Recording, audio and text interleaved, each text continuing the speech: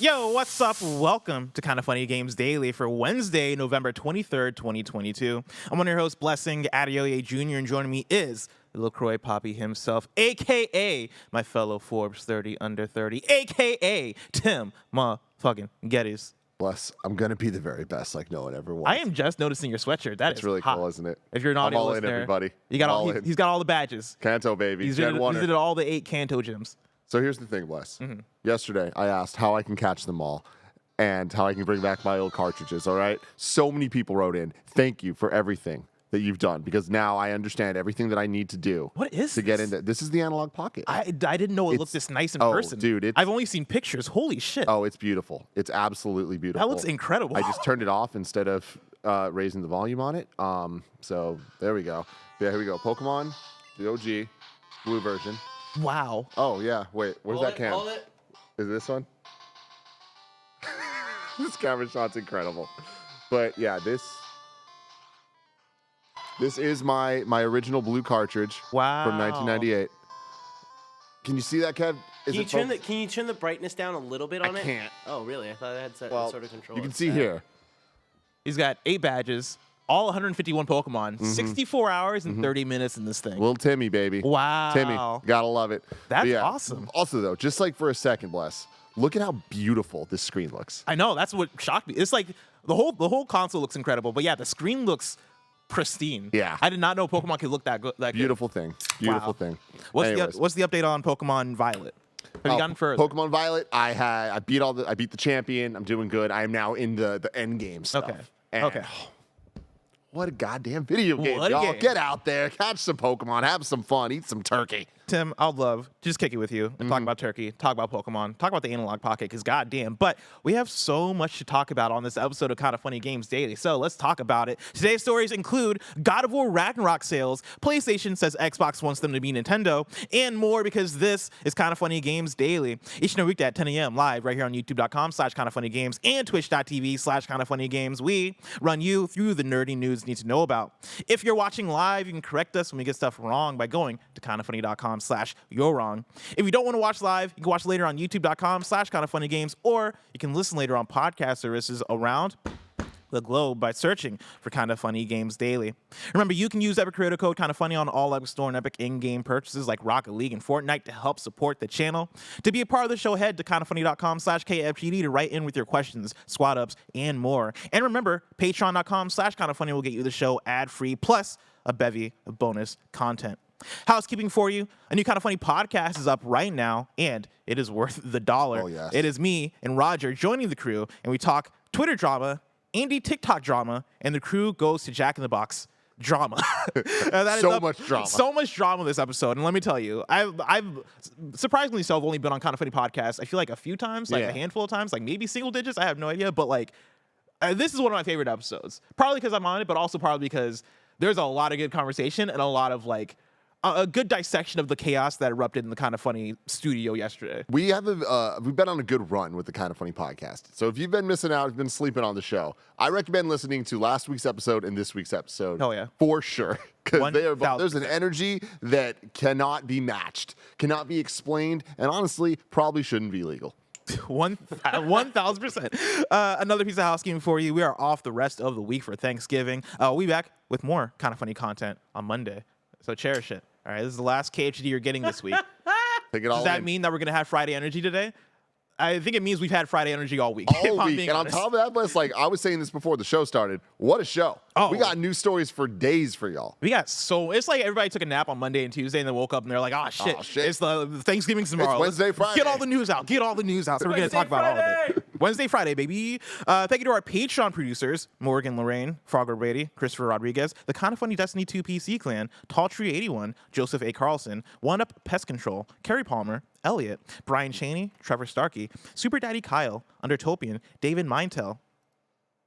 The Mind Freak. There you go. Eric Velasquez, Scotty Wyatt, Alex Riedel, Al Tribesman. All right. Jason L., James Davis. I feel like that one was like as quiet as the one I put out. Oh, I can do it louder. All right, there Like you that? go. I like that. No, I like that. But Bless, I think what you fail to understand is you didn't make the noise last time. You just went, ah. Yeah. No, I did not. Okay, now, first of all, I did not do that awkward laugh you did. I did more of like a grr, like a, like that's what I did. Honestly, that was a lot better than anything you did yesterday. Yeah. That was using the dangly thing at the back of my throat. No, you're not. You're not using the dangly thing. That's 1,000% my uvula. Your Umbreon? My Umbreon. Later, I'm gonna get a flashlight. We check this out. All right. All right, yeah, we can do an examination. James Davis at James Davis Makes. Mick Haven't gone at good the in that mouth. Oh God, no. Mick at the nanobiologist science. Abramson. Ryan T from Tennessee. Derek Garrett. We only do things like that on Kind of Funny Podcast. And then Donald Eccles. Today we're brought to you by Shady Rays, but we'll tell you about that later. For now, let's begin with what is and forever will be the Roper Report. It's time for some news. We have 9 news stories today. A baker's dozen. Holy shit. Starting with our number one. He sounded like an N64 announcer Yeah. on like a video game. With that crackly like. Yeah, like surprisingly low quality. Story number 1. God of War Ragnarok is PlayStation's fastest selling first party game ever. This is Chris Scullion at Video Games Chronicle. Sony has claimed that God of War Ragnarok is the fastest selling first party game in PlayStation history. The company announced the record on the official PlayStation Twitter account, claiming that 5.1 million copies had been sold through in its debut week. This makes it the fastest selling first party launch for Sony and naturally makes it a franchise record for the God of War series as well. The last time Sony declared a game its fastest selling at launch was The Last of Us Part 2, which it stated was the fastest selling PS4 exclusive. Sony announced in June 2020 that The Last of Us Part 2 had sold through more than 4 million copies in its first 3 days. Before that, the record was held by Insomniac's Spider-Man, which was previously the fastest selling first-party PS4 game with 3.3 million copies sold in its first 3 days. Damn. And before that was the previous God of War title, which only came out, this is me talking, not the article, which only came out months before that Spider-Man game, right? And that sold, that launched in April 2018, sold through 3.1 million copies. Tim? They keep doing it. They keep doing it. With every new big first-party PlayStation game, they keep killing that record. Dude, how did we get both Breath of the Wild and Odyssey in one year, and then the next year we get God of War and Spider-Man? Like, whoa. Yeah. Whoa. Right? What a time. What a time. I remember at that time being like, in like Game of the Year conversations and like back and forth. I used to describe it as like, you know, God of War that year was my Breath of the Wild, where Spider-Man was my Mario Odyssey. Yeah. Right? Like Spider-Man 100%. was that fun game that had the, you know, beautiful locomotion that like was speaking to the inner child in me, whereas God of War was like this innovative, like boundary pushing game that's like a work of art. You know, like what a magical time that was. Like any other year, those games would have won the Game of the Year, but because of the ones above it, they didn't. It's just like Gabby Windey and Charlie D'Amelio on Dancing with the Stars. Charlie won. She had to win. Gabby should have, though. Any other year she would have done. That's exactly the point. You know what I'm talking about, Bless? No. You know exactly No, what I'm I don't talking about. So this is insane. Like, these numbers are absolutely wild. 5.1 million copies in 1 week, right? And that's not going to slow down. That's just going to keep on going. It is a sign of so many things. The quality of PlayStation Studios, the quality of Sony Santa Monica, the quality of God of War as a franchise at this moment in time, right? On top of that, it is such a perfect storm of the video game industry absolutely exploding in size and that mainstream market that we've been talking about since 2020, really, with the Animal Crossing boom of the pandemic and all of that, right?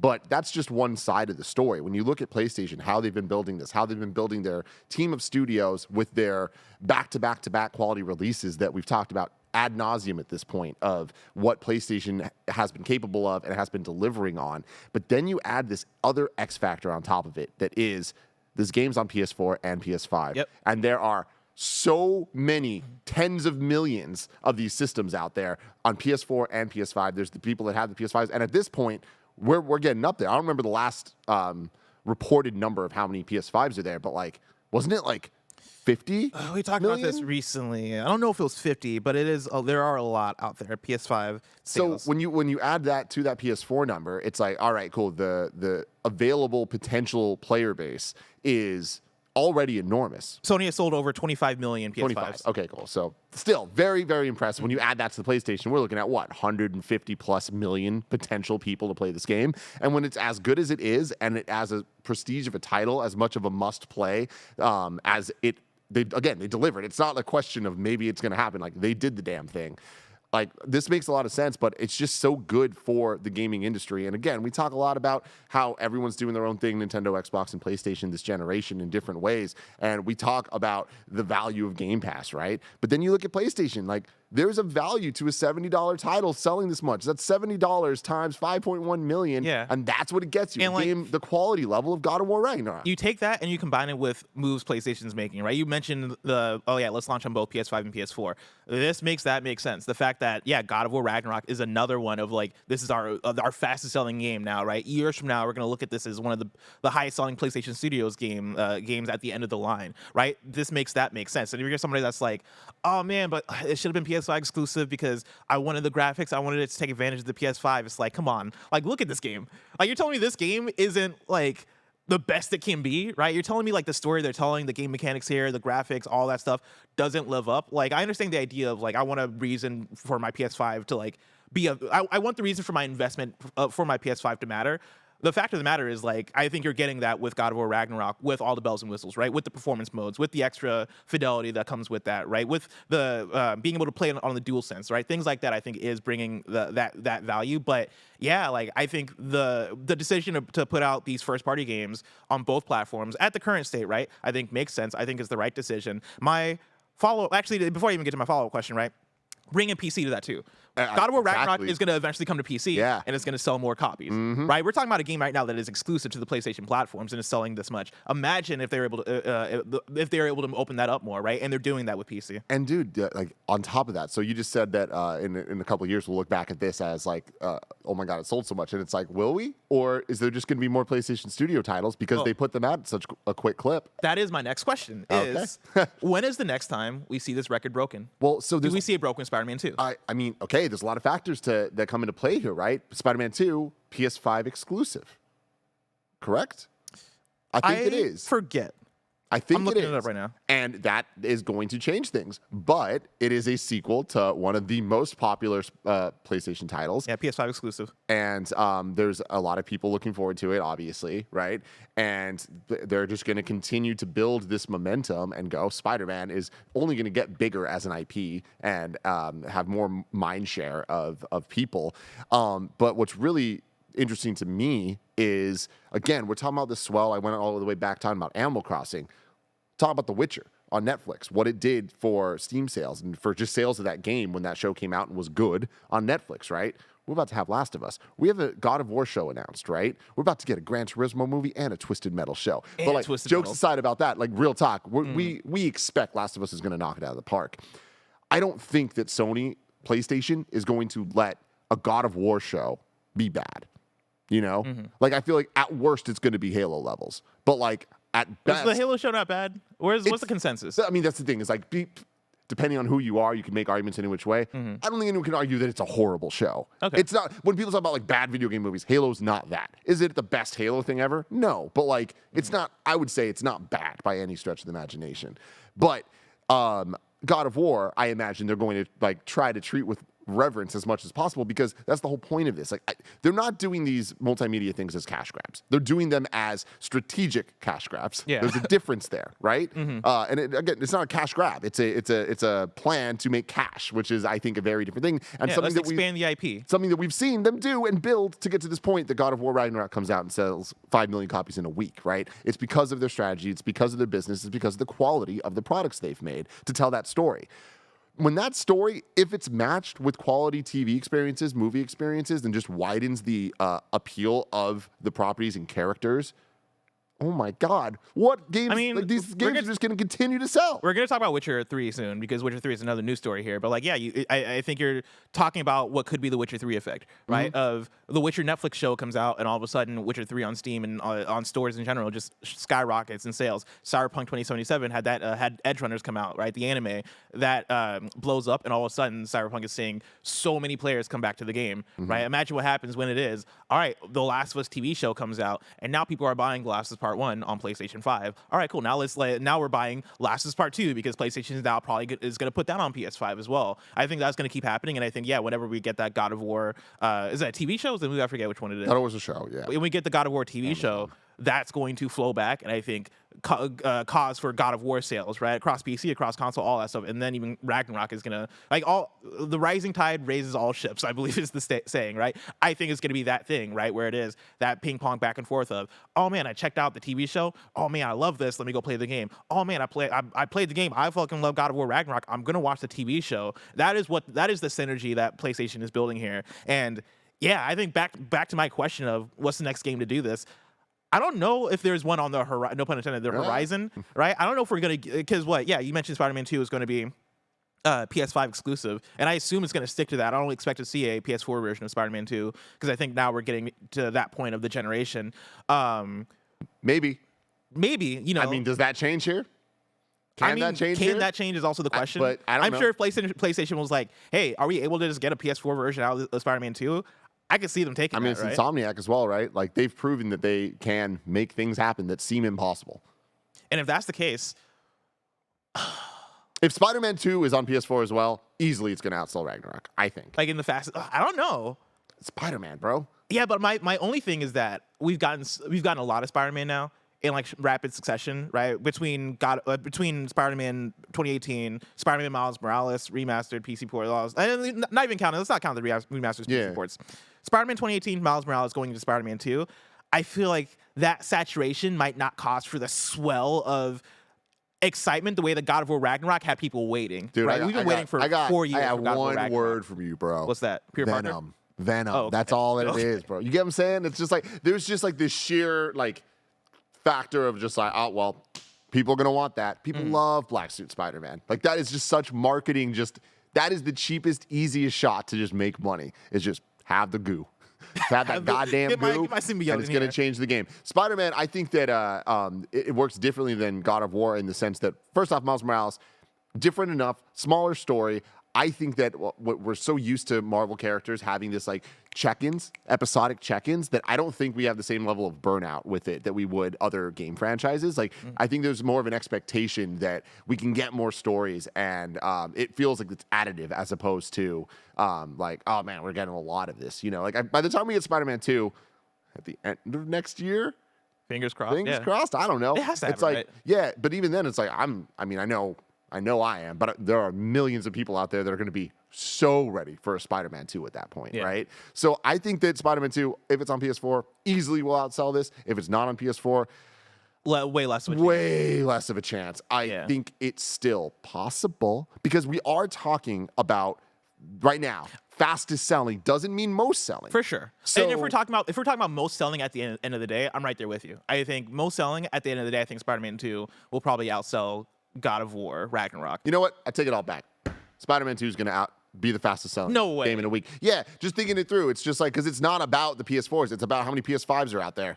By then there will be enough even that like the percentage of the player base that's going to be so excited and want to get Spider-Man 2 day one, yeah, it's going to be more than 5 million. All right, we'll have to wait and see. For now, let's continue talking about PlayStation Studios. With story number 2, we got a new poster for HBO's The Last of Us. Kevin, if you're able to bring it up for the people to see, this tweeted out today at The Last of Us HBO on Twitter. Pedro Pascal is Joel, Bella Ramsey is Ellie. # The Last of Us premieres January 15th on HBO Max. And look at this poster, man. Look at this poster. I have one critique. One critique. Go for it. Why is Joel in the front and bigger? Right, that was a big conversation around the oh man, Kevin's on it, right? That was the original conversation around the original Last of Us cover art, is the fact that like Naughty Dog wanted a fight to have Ellie to be in the front, right? Because they saw this as like an Ellie story, right? And they wanted focus on that character. They didn't want that character to be faded in the background. I don't like Joel being in the front here. Yeah, I mean there is a reason though that's different than the game here. It's Pedro Pascal. It's Pedro Pascal. I understand that. Right. The world's about to learn about Bella Ramsey though.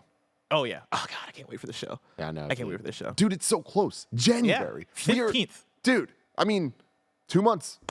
In less than 2 months, we're going to see the show, man. Oh, I can't wait. I cannot wait. Speaking of PlayStation. You joining us on that screencast for us? Oh my god, yeah. 1,000%. Let's go.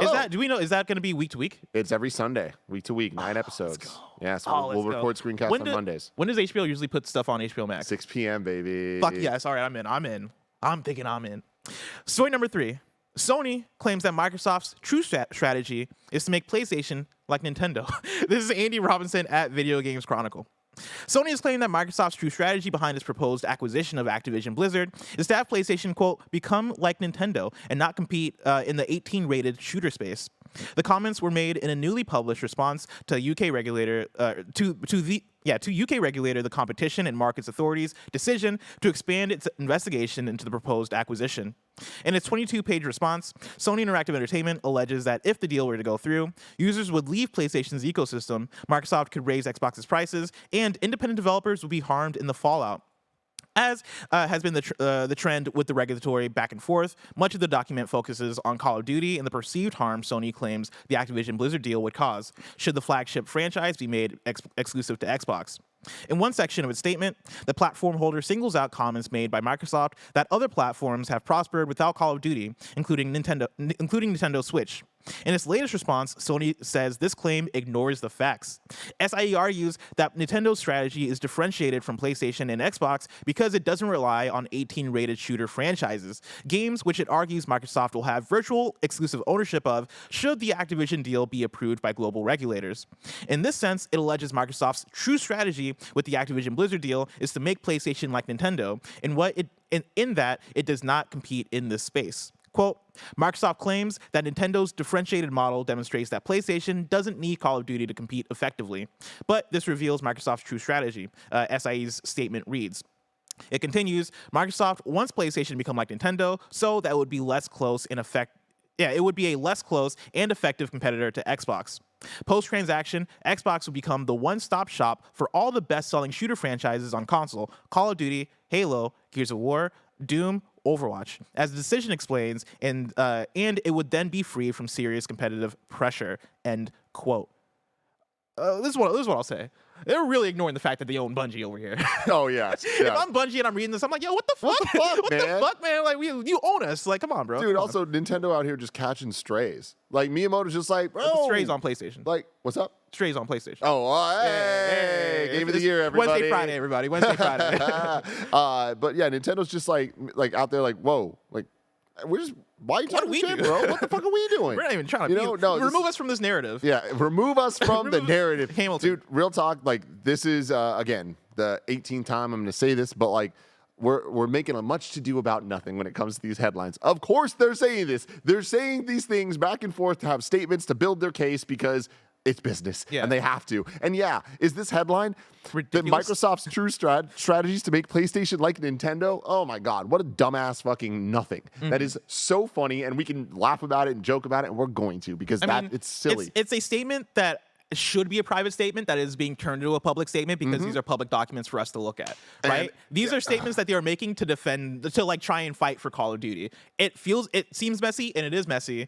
But if PlayStation could choose, they wouldn't choose for anybody to see this. Right? This shit. This should be between Microsoft, PlayStation, 100%. And a judge. And then meanwhile, there's just fanboys everywhere, just using this as ammo in their war. This like endless war that's just going to result in nothing. Like, I'll tell you right now, PlayStation understands that what they're saying here, PR-wise, is ridiculous. It's ridiculous. It's fucking crazy shit. But they're saying it because they kind of have to say strategic. it. It's strategic. Even bringing up Nintendo into the conversation is like explaining hey, well, there's a lot of competitors. No, we're not a monopoly. We're not even close. No, not us, not PlayStation. Now, here's what I'll say, Tim. Right? Sony claims Microsoft's true strategy is to make PlayStation like Nintendo.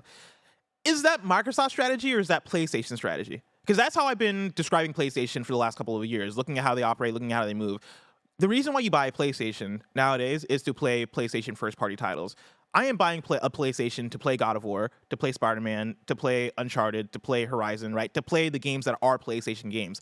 PlayStation's strategy revolves around that first party, but then also what that strategy is now turning into is proliferating that handful of IPs, right? We want more Uncharted. And you're getting the Uncharted movie to support Uncharted, right? You're getting a Horizon show. You're getting Horizon VR. You're getting a Horizon game. You're getting a Horizon multiplayer game. You're probably going to get a Horizon mobile game at some point, all to support this one IP of Horizon, right? That is kind of one for one. Or I mean, it's close to how Nintendo operates in the idea of we have Mario, we have Zelda, we have Kirby. You're going to get a lot of Mario, Zelda, and Kirby. That means you're going to get 3D Mario, you're going to get 2D Mario, you're going to get Mario Kart, you're going to get Mario Party. You're going to get Kirby Forgotten Land, you're going to get Kirby in the 10 party games. Starfuckers. Kirby and the Starfuckers, Kirby and the Crystal Shards, the N64 game. We're going to give you hella Kirby, right? we're buying this box to play these specific games, right? The Microsoft strategy for the last generation, I think, has always been, I was gonna say more bars and more places. It's kind of like Verizon, but like more places for people to get into our ecosystem, right? Put Game Pass on PC, put Game Pass on Samsung smart TVs. Like, how do we get you into our space? Not just for our first party games, but for what we're offering in terms of services, Game Pass, smart delivery, all that stuff. I feel like Sony kind of views themselves, or is starting to view themselves more in the Nintendo space as opposed to the Microsoft space. That's the argument that I'll make. Yeah, I mean, it's interesting. I don't know that I agree, because I think that, like I've said a bazillion times since 2019, all three of them are just doing something different. They're in their own lanes. And I feel like with PlayStation, they're continuing to do what they've built up since the beginning of the PS4 generation, which is, I would say, an equal focus on their PlayStation Studios, Nintendo-like titles, for the argument you just made. Totally agree with you there. But I do think that all of their exclusive deals, the way they've tripled down on the Call of Duty stuff and all the multiplayer shooters, the third-party sides of games, like I think that PlayStation has been really smart about how they associate with third parties to make people still think, oh, I play that on PS5. I play Assassin's Creed on PS5. I play Call of Duty on PS5. And I feel like PS5, PlayStation is just like the game console, the default game console in people's minds for the majority of people, the majority of of normies, for sure, right? I feel like the other people are if you're getting Nintendo or you're getting Xbox, I feel like you're a bit more, you know exactly what you're trying to get. You know what you're getting into. And I think Xbox is making a wise call in their way of making the barrier to entry so low that if people are interested and can't get a PS5 for whatever reason, they're there. And one day they're going to have the games. You know what I mean? With the Game Pass and all that stuff. One day they will. But real time, I mean, they will at some point.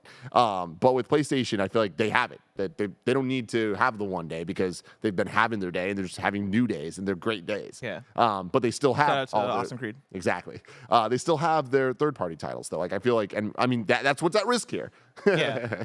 But, yeah. And that totally makes sense, right? And yeah, for sure, a lot of it is like them being different companies and them all operating differently. And Sony, I think, is funny enough, kind of, in that middle place, right? If we're talking about a spectrum, I think like Nintendo's all the way to the left, Microsoft's all the way to the right, and Sony right now is kind of in that in-between space of having that third-party support and like being a place where everybody does come to play your Call of Duties and your Horizons, right?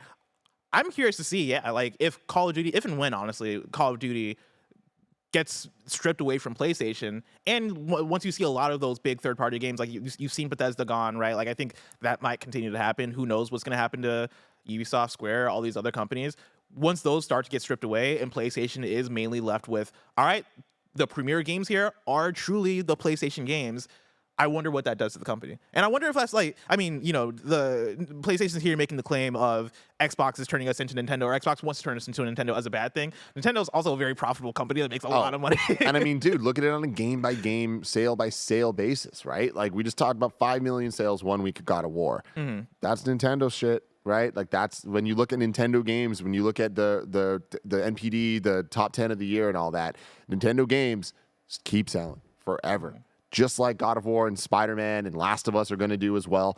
When we check in year to year to year on PlayStation, we're going to get updates, and they're going to be massive because these games are going to sell massive numbers because the quality's there, the brand is there, the identity of what PlayStation is there, and people are going to continue to invest in it because PlayStation's investing in it, right? Can Xbox own that from the third-party perspective if they make them first parties? I don't know. It still feels like we're years out from that. Like, it's wild that we're continuously talking about Xbox in the future. Yeah. Well, ladies and gentlemen, speaking of massive numbers, can you get us to massive numbers on patreon.com/kindoffunnygames, where you can go, you can get the show ad-free. And speaking of ads, let us tell you about our sponsors. Shout out to Shady Rays for sponsoring this episode. Look how cool I look. You too can look this cool without breaking the bank this holiday season. Shady Rays is an independent sunglasses company that gives you the features of $200 shades for a fraction of the price, and a fraction of that price during their biggest Black Friday sale ever. The best part about Shady Rays is their insane protection program featuring lost and broken replacements. If you lose or break your shades on day one, they told us that they will send you a brand new pair, no questions asked. Dropped in the lake, off a cliff, anything. If you get the wrong style for yourself or someone else, no need to worry. Avoid the hassle and the forced thank yous with free 30-day exchanges and returns. You will either love the shades or Shady Rays will pay to ship them back. Act now for the best Black Friday selection. Redeem only at shadyrays.com, where you can find all their newest and best shades. Redeem only at shadyrays.com, where you can find all their newest and best shades. Story number 4. Let's talk about The Witcher 3. We finally got details on Witcher 3's next-gen version. This is Ryan Dinsdale at IGN. Kevin, I have a link to the trailer in the doc. You can just play the trailer as I'm reading through. CD Projekt Red has finally shared gameplay footage of The Witcher 3 Wild Hunt's PlayStation 5 and Xbox Series versions. Also revealing... you don't have to play it with sound. Also revealing every upgrade coming to the next-gen version of the 2015 RPG. Revealed during a CD Projekt Red Twitch livestream, a handful of developers outlined the upgraded visuals, brand new quests, cross-regression, and more that's coming to The Witcher 3 when the update is released on December 14th. CD Projekt Red confirmed that graphic settings will be added to console, letting players choose between 30 frames per second with ray tracing or 60 frames per second without. This will be available on all next-gen consoles, including the Xbox Series S. The DLC based on the Witcher Netflix series has also been expanded into its own quest, which rewards the player with the previously announced armor based on Henry Cavill's version of Geralt. An alternative outfit has also been added for Dandelion, making him look like the Netflix's series Jaskier. CD Projekt Red has also announced that cross-regression is coming to the Witcher 3 next-gen version, meaning players will be able to share their save between PS5, Xbox Series, and PC. Haptic feedback has also been added to the PS5 version, and other quality of life improvements include changes to the map and a more dynamic mini-map.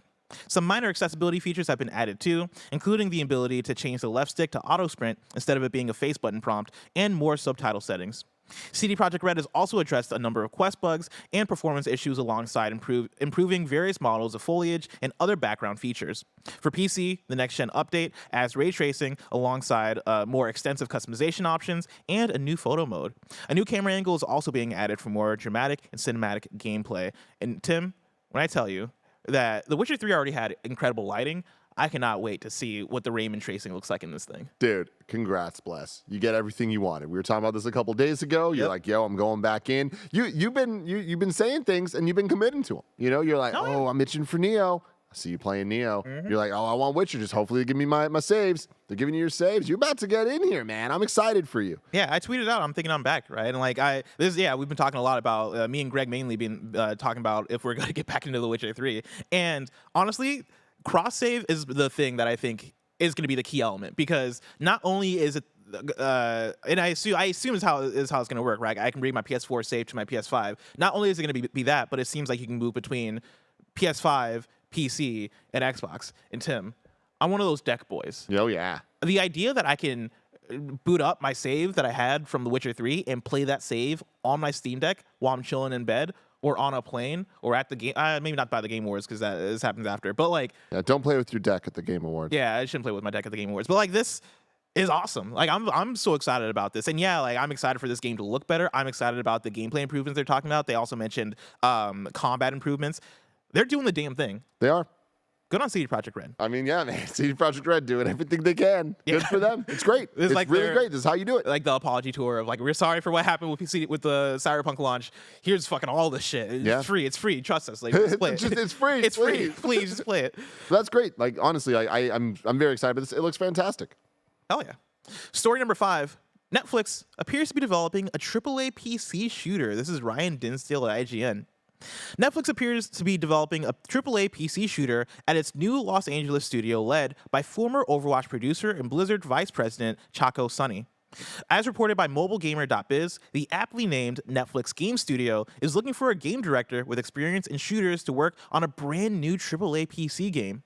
Akin to Overwatch, it'll seemingly be a live service game, as Netflix asks for extensive experience in this department. In a similar vein, the candidate must have a, quote, deep understanding of highly engaging content and how to deliver it, and be deeply passionate about social systems and gameplay, both cooperative and competitive, end quote. The job listing also demands the future director develop a world, characters, and narrative, quote, that are worthy of a Netflix film or TV series, and build the game within Unreal Engine.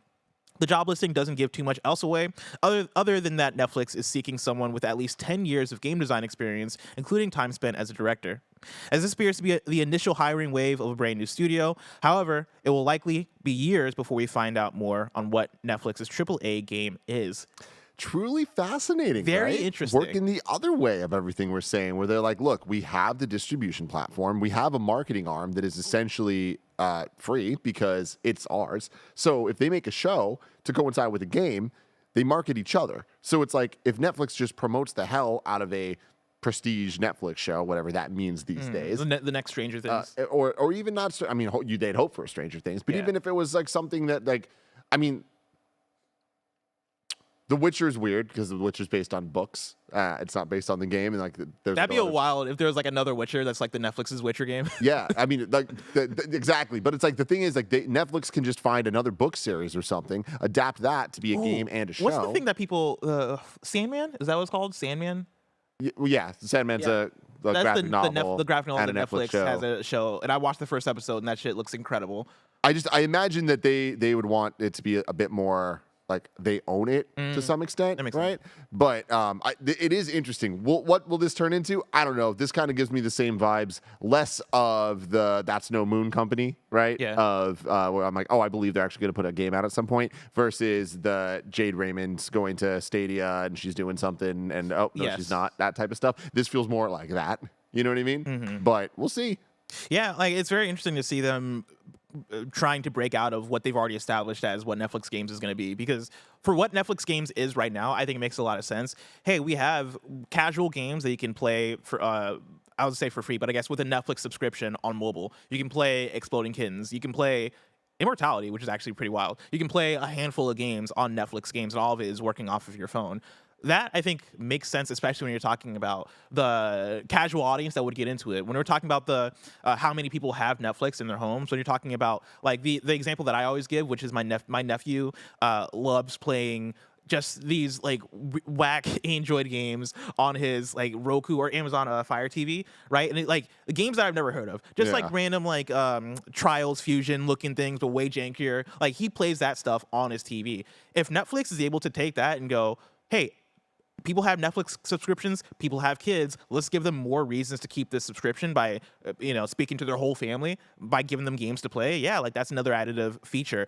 Them doing a AAA shooter and having somebody, the former Overwatch producer and Blizzard vice president, being part of this, like, yeah, it strikes me as the Jade Raymond thing to Stadia. But also, at the very least, like, Netflix seems to have a good footing on like what their current thing is currently, and this feels like you're building on top of it. Now they're building on it in a way that's like, oh shit, a AAA shooter? How is that? That's not going to be mobile, right? That's going to be, maybe it could be mobile. That's the thing, man. There's I didn't even think so about many that. options out there. Them saying AAA isn't interesting. Like, what does that mean? But I guess like there aren't like you'd call Call of Duty Mobile a AAA game. Yeah. So and granted, like this thing says specifically AAA PC shooter, which is why we're thinking PC. But what if it is? Yeah, like if Netflix could have their own mobile game that could also have a PC version of it, and it is a Call of Duty Mobile situation or a Fortnite situation. Actually, isn't a really. That's not a bad idea. But the other thing to keep in mind is Netflix Games doesn't need to actually be Netflix. It could just be they made a game and now they're going to make money off of it and their show. You get what I'm saying? It's like that's the kind of the beauty and power of IP and being able to have it multimedia and across different mediums themselves. Yeah. But I mean, it's the reverse of what we're talking about with PlayStation, right? Where it's like, cool, we're going to get a Last of Us TV show because PlayStation wants to continue to push that IP of The Last of Us, right? That was an excellent game. This is Netflix going, hey, what if we have a show, or like, what if you want to greenlight the new next big Netflix show and want to push that further with a video game? I think it could work. Trepidations at the same time, right? Like cautiously optimistic, but yeah, I'm very curious to see where this goes. I mean, and like I'm just looking up like Netflix game studios to see like if there's more info on it. And like the last couple months, really, there's so many news stories and things popping up of like Netflix had 6th gaming studio with acquisition of Spry Fox. This was 2 weeks ago. Wait, did you say Spy Fox? Spry Fox. Oh, okay. Not Spy Fox. I got really excited all of a sudden. Yeah. I was like, oh shit, are we about to get more Spy Fox? The Spy Fox TV show, dude. Spy Fox Cinematic Universe. I would watch the hell out of that. Story number 6. Riot Games could bring Valorant to consoles. This is Grant Taylor Hill at Insider Gaming. Valorant dropped as a PC exclusive shooter in 2020, and it quickly rose up the ranks of success. As a platform built to accommodate esports, Valorant became one of the most popular competitive games to emerge in recent years, and now it seems as though Riot Games seeks to take the ecosystem one step further by bringing the games to consoles. Recently, it was discovered that Riot Games had posted advertisements for 2 key job vacancies, one for a senior designer and the other for a design manager. However, both in the title and in the body of the listings, it was stated that these roles would be focused specifically on console-based platforms. In the required qualifications portion of the breakdown, it was requested that the applicants have a robust understanding of console FPS market, shipped or worked on at least one console-based AAA plus online competitive game, and experience developing on multiple platforms, PC, mobile, and console. With that last line, we step into the realm of mobile gaming. It was confirmed a while ago that Riot Games absolutely plan to introduce Valorant mobile product at some point, but there's no further news on the topic. Also very interesting. Yeah, definitely. I mean, Riot is in such an interesting position because of a lot of the things we've been talking about this whole episode, where they've already kind of done the thing, right? Yeah. Where what Riot doesn't have right now is a foothold in the core gamer console market. Right? Mm-hmm. They have now the Netflix appeal of things like Arcane. They clearly have esports down to a T. They own that shit. They own that. They are esports, right? Yeah. They are. When you think of esports, when you think of people wearing jerseys like you're wearing, you're thinking about Riot, right? You're thinking about League. You're thinking about Worlds. You're thinking about, like, they kind of made the template in a lot of ways, or took the template that others made before them and kind of took it to a whole other level that is now the new standard. Then you look over at the different games that they've kind of made out of their universe, and to go from having their MOBAs to then having Valorant, which is a Counter-Strike competitor. And it's like, it is now the one. Yeah. Right? So that's a completely different game. We have the fighting game, Project L, right, that they're working on. You start to see, like, all right, man, they're really owning the different verticals of esports. And that is something that's really hard to translate to the console side. Even going back generations, Counter-Strike being arguably like the most important and influential online game to start it all off, right? Like Counter-Strike is like the Super Mario Brothers 1 of Like PC shooters. of PC shooters, right? And of multiplayer shooters. And it never made it on consoles. It was released on consoles. It was released on Xbox, the original Xbox. Global Offensive came out on everything, and it just did not hit in the way that a Halo or specifically a Call of Duty did. And it's even interesting to look at Call of Duty when Call of Duty 1 came out. Not even Modern Warfare. Call of Duty 1 on PC was huge. Call of Duty was huge even before Modern Warfare. Modern Warfare made it a household console gamer title, right? Yeah. That totally changed the game. Riot doesn't have that yet, and I wonder if they ever will.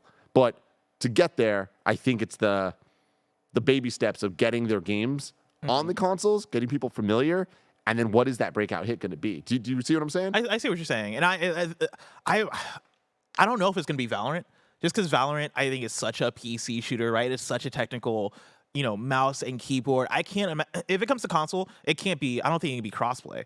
Right? Like, how are you going to compete on a controller versus people on PC? Unless it is, we expect you to hook up your mouse and keyboard to this thing. That's kind of where I get worried about Valorant coming to consoles. That said, I have been expecting Project L to be that for them. I think Project L makes a lot of sense to bring to consoles, right? Fighting games work great on consoles. The fighting game fan base are on console, right? Like, that I think is a thing that you could do, and to bring it back to who Riot is currently in the space, right? Like, Riot is maybe one of the only studios that has not made a fighting game that can come out and say, we're going to make a fighting game, and I'm like, cool, you're going to make a great fighting game. Like, you guys are going to nail it because you're Riot. They're one of the only people that can do that. And it's because they understand the esports element of it. Exactly. And that's not just the flashy presentation on that. It's the level of competition. It's treating the video game like a sport from the get-go. Not just from the we can sell tickets and stuff, but how the game is played, how the game is presented, the game itself, how it's presented, the UI of it, the game modes, the way that they feature certain things over others. It's like competition is the point of it. Yeah, and here's one thing I'll point out. Right, this article talks about how Riot Games is bringing Valorant to consoles, and they're using this job just this job post as the reasoning. What if it isn't Valorant, right? Like, there's nowhere here does it specifically say Valorant. It is mainly saying first-person console-based AAA shooters, right? Which, when you think about Riot, you automatically go to Valorant. But what if it is like a either a Valorant console version or like a spin-off of Valorant or just a different first-person shooter that is console-based. I think that could make almost more sense than to bring Valorant to consoles. I mean, that's kind of what I'm saying about the Counter-Strike thing, where it's like just putting Counter-Strike on consoles didn't work because that's not where that player base is because of everything you're talking about, the mouse and keyboard, just the style of game, like all that stuff. And it didn't work with Global Offensive either when it came out on, that must have been Xbox One and PS4. Correct me if I'm wrong and you're wrong. But there is the option that, and because Riot's huge, we know they're working on a ton of projects. What if they did something that was still competitive and still like, what if they did more of an Overwatch? That's what I'm getting at, right? Where there's definitely the esports angle of Overwatch, but Overwatch is also just fun to play, And Overwatch friendly works on competitively, and it works on consoles. What if they took the world in the same way that we just saw with Arcane, right? Where it's like you can take this thing that is like a very specific audience, MOBAs, League, right? And make it a little bit more tolerable, not a little, a lot more tolerable to anybody. And I feel like they can do that because they have a world to play with that people already love, and there's lore there, and that's how you get people in, man. That's how you get people in. Story number 7. Sakurai seemingly teases Kid Icarus Uprising for the Switch. This is Jason Fanelli at GameSpot. Budding YouTube star and occasional game developer Masahiro Sakurai has posted another insightful video to his channel, which focuses on the difficulty system in 2012's Kid Icarus Uprising for the 3DS, but not without throwing in a potential hint regarding the game's feature at the end. After explaining his thought process behind Uprising's difficulty feature, which is called the Fiend's Cauldron, hence the name of the video, Sakurai signs off with the following, quote, "It sure would be nice to play Kid Icarus Uprising on a home console. I wonder if someone will ever port it," end quote. This is not the first time a port of the 3DS exclusive Uprising has been mentioned, as back in July, a prominent online source of Nintendo-related leaks named Zippo claimed that a Nintendo Switch remaster was in development at Bandai Namco, and that it would feature a, quote, more accessible control scheme, as well as a much-needed boost to the graphics, end quote. Oh my God. Is this a tease, or is this Sakurai speaking this into existence? I think it's Sakurai speaking it into existence. Sakurai, my dude. I love him. I love these videos. They're so good. And I just love the energy that he brings to the games industry. I love the reverence he has for video game history, for his own games and otherwise. There's something special about Sakurai games. And whether it's Kirby's Air Ride, any of the Smash Brothers, or Kid Icarus here. Did you play this one? No, I did not. And that is a damn shame because it was stuck on the 3DS. The control scheme was absolute garbage because of the console, not because of the game. It would be good if you just had another analog stick. Eventually, they added that horrible adapter so that gave you another analog stick on the 3DS. That was fine, but like it was a Band-Aid, not a solution.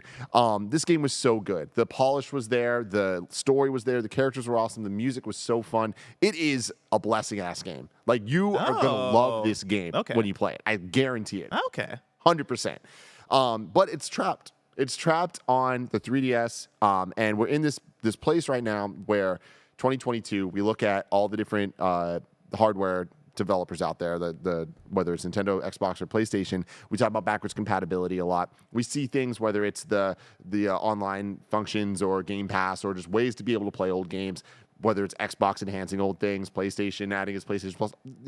So many options to play these old games. Nintendo continues to just have so many games that are just trapped in places with no sign of them ever actually making the transition. Where, NES, SNES, N64, all that, it's like, cool, we got them now. GameCube, I'm shocked we don't have yet, but like at some point we will. But then you look at the DS, Game Boy Advance, there's ways to play some of those games. Not all of them, whatever. DS gets weird because Nintendo got weird in the mid-2000s, right? We have to deal with 2 screens. How do you translate that to the Switch? How do you translate that to just a single screen experience? Can you? There's so many like weird elements that I can imagine Nintendo at some point just being like, we're not dealing with this. Yeah.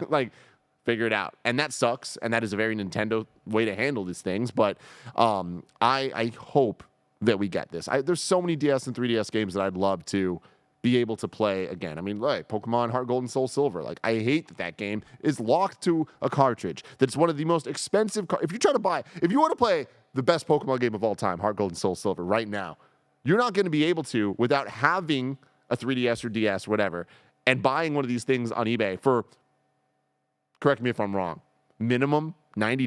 God. And that's the only fucking way. Oh man, Well, that sucks. it's not the only way. It's not the only Yeah. way. You But, gotta like, listen. But yeah, like, the analog pocket's in right that there. is ridiculous, right? Mm-hmm. So with this, I hope this happens. This game was awesome, and I feel like it was, to call it slept on is incorrect. It was stranded. It was not given the support it needed. It was not like given the chance to succeed just because it was on the 3DS. The And first Strand game. That's what it is. The first Strand game. First Strand game. Story number 8. The Callisto Protocol Season Pass includes new player death animations. This is Chris Scullion at Video Games Chronicle. The Callisto Protocol Season Pass will include extra death animations for protagonist Jacob and the enemies he faces. It's been confirmed. The details of the Season Pass were recently added to the game's Steam page, listing everything it offers, as well as typical content that would be expected with a Season Pass, such as a new story DLC, new areas, and a new mode. It also lists new death animations. The Contagion bundle included in the Season Pass adds a new mode, as well as 13 new Jacob death animations. Meanwhile, the Riot bundle adds a previously undiscovered area, as well as 12 new enemy death animations, end quote. While the addition of new player death animations as DLC would be considered unusual in most circumstances, it is notable in this case given how much of the Callisto Protocol's pre-release marketing has revolved around the gory ways Jacob can die. The game's first gameplay trailer in June 2022 was followed by a Schofield cut version of the trailer 1 week later, named after the game's creator Glenn Schofield, which was shown during Summer Game Fest 2022 and made a point of highlighting that it had extra gory death scenes in it. It's not clear yet how these DLC death scenes will be integrated into the game. Tim, is that enough to sell you on the Season Pass? Some new death animations? Dude, I mean, this is a perfect example of you need to be careful with your words and like how you put them out there. It's funny calling it a Season Pass. Like a game like this, why let's just call it DLC. You know what I mean? Like, Yeah. why is a single player game like Callisto Protocol getting a Season Pass? That's a good point. I didn't even think about that part of it. A little bit weird, but whatever. Semantics, right? Does that actually matter? No. This new death animation thing, it just doesn't sound good. This is just not good marketing. This is bad marketing. This headline makes it sound really stupid. The new death animations, don't mention them. Don't talk about them before the game comes out. Yeah. That's just not a good look at all. Let the game come out, and then if the DLC, Season Pass, whatever the hell you want to call it, has new death animations, cool. That's great. This makes it feel like the game's not finished. And have we not learned our lesson at this point? Yeah, I think it's a weird thing to market before the game, right? I think this goes back to how we thought about DLC in the early days of DLC, where so many people were like, "Oh, you're giving me the unfinished version of the game to some of the finished version of the game later on." I think we've kind of moved past that as the years have gone. We've kind of gained a better understanding of, one, as a user base, what DLC is, and then also developers understanding what makes good DLC. I think this would be fine if it was, oh yeah, 6 months after the game, we've been working on like the death animations. Now here they are, and you can buy them in the DLC. Like, I think that wouldn't be as much of a like, oh, that's not a weird thing. Yeah, no. I That's think like having Sackboy getting a Callisto Protocol dude like outfit. but like having it be before the game's even out, being like, yeah, if you want to buy the Season Pass, you get 13 new death animations. I think it's the fact that death animations are not a thing that I don't know if we've ever seen that as a like a pack-in, like a DLC pack-in thing, and so it immediately strikes me as weird, right? Yeah. It immediately strikes me as like, oh, what does that look like? It Again, could be fine in the implementation at the end of the day, but I think from a marketing perspective, I don't think that's a thing you want to put the cart before the horse in that one. It sounds so bad. I mean, that's the thing. Is like whether or not this ends up being totally fine and innocuous and not an issue at all. The sentence of this big single player game that people are excited for has a Season Pass that gives you new death animations. Yeah, There's it's no not a great good one. there. That's not There's a no good good one there. for the box. Here's what I'll say. All right, God of War Ragnarok. One of my very few critiques with that game is the death animation. Because Kratos, it's the same one from God of War 2018. Where Kratos basically just like, stiffens up and falls backwards. If they added in some new death animations to God of War, I could be all about it. All right, let Kratos do like a twirl, but as he's falling down For free. For free, Right. I might pay for it. I'm being honest.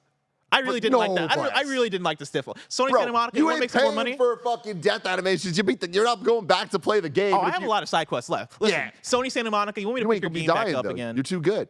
No, I'd be dying a lot. I'd be dying a lot. All right, Sony Santa Monica, you want me to play more of your game, and also you want some more money from me. Oh damn. Give me 13 new death 13. animations. I want a death animation where I don't know, like I want Kratos to do like the Hail Mary, like you do that before he fucking like. Holy I shit. want like I want him to do. I want funny shit. Wow. All right, I want Kratos to get cut in half.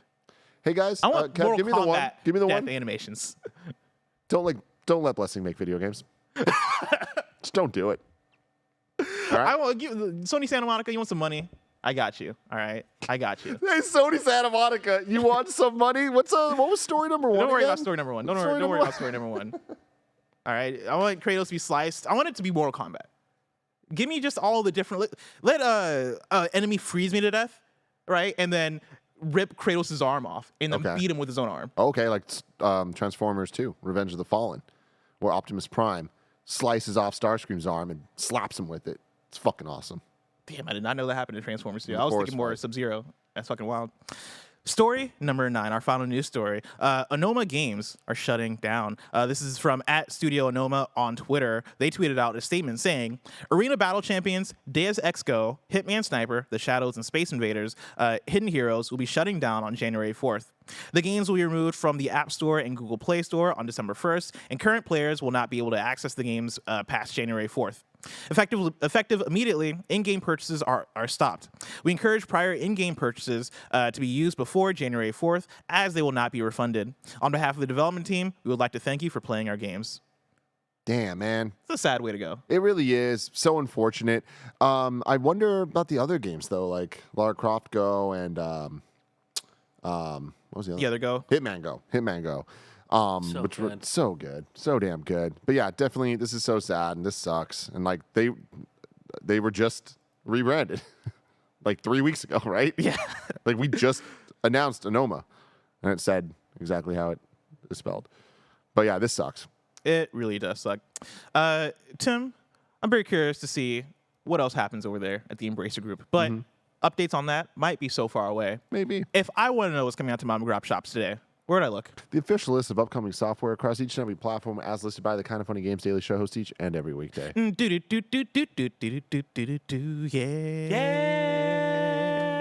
Imagine if, like, thank you for the smoke. Imagine if the Tomb Raider games had new death animations. I'd pay for that shit. Because, like, the Tomb Raider death animations for the modern Tomb Raider games, I don't know if you remember, that shit was graphic. It was ridiculous. They were beating the hell out of Lara Croft in that game. Lara Croft in that game. If you hit me, if they hit me with new death animations that, like, I don't know, like, she gets impaled, but, like, fucking, like, glitter spurts out or some shit. Can I go home? I just want to leave. I don't want to be here. Embracer Group, you trying to make some money? You trying to make some money, Embracer Group? Embracer Group. Yeah, my DMs are open. Let me bring you the story now. Follow me on Hive, Embracer Group, @Blessing Jr. on Hive. I got you, all right? Out today, we got God Beast Mark II for PC, Jelly Brawl for Xbox One, Trifox for PS5, PS4. It's the prequel to Spy Fox. And then together, Project Indigo's Chapter 1 No, out hold today on. for Hold PC. on. Don't you need to tell the people what you just read. What, Trifox? Oh, Together. It's Together. TWOGETHER. That is a wild way to. That's a wild title. Good for you. Together. Good for you. Good for you. We got no new dates for you. We do have a deal of the day, though. Bayonetta 3 for Switch is $44.99 on Amazon. Bless, real quick before we move on from Together. Chloe, Echo Chloe, on Twitter tweeted out a banger tweet a couple days ago that made me laugh very hard, where she's like, if Twitter dies, we need to call the next one Tutor. Okay. The word tutor makes me real happy. You want to make some money, guys? Tutor. Hire Chloe. She'll figure it out. DMs are open on Hive. I don't think you can DM people on Hive. I've tried. Now it's time for kindoffunny.com/you're-wrong, where you write it, let us know what we got wrong as we got it wrong, so you can correct it for those watching later on youtube.com/kindoffunnygames and listening later on podcast services around the globe. Somebody's writing in here with kind of feudy suggestions. There are other places for that. Kindoffunny.com says KFGD. You can go to write in with your questions and stuff. You can put that stuff in there. Editorializing, and then somebody's telling me how to use my uvula. Yeah. And listen, we're not on that level. You gotta level up your social link with me before you can tell me how to use my uvula. Oh my God. It's Friday. Nerd. It's Wednesday, Friday, everybody. It's Wednesday, Friday. That's great. Next week's hosts for Kind of Funny Games Daily go like this. On Monday, you're getting Greg and Tim. Tuesday, you're getting Greg and me. Wednesday, you're getting me and Greg. Thursday, you're getting me and Tim. And on Friday, you're getting Tim and me. That's right. We're back at it like a bad habit. If you're watching this live, right after this, you're getting some Pokemon with Mike and Andy. If you want to catch that stream later, you can, of course, subscribe to youtube.com/kindoffunnygames. Remember, this has been Kinda Funny Games Daily. Each and every week they're live right here on youtube.com/kindafunnygames and twitch.tv/kindafunnygames. We run you through the nerdy news you need to know about. Until next time, happy Thanksgiving.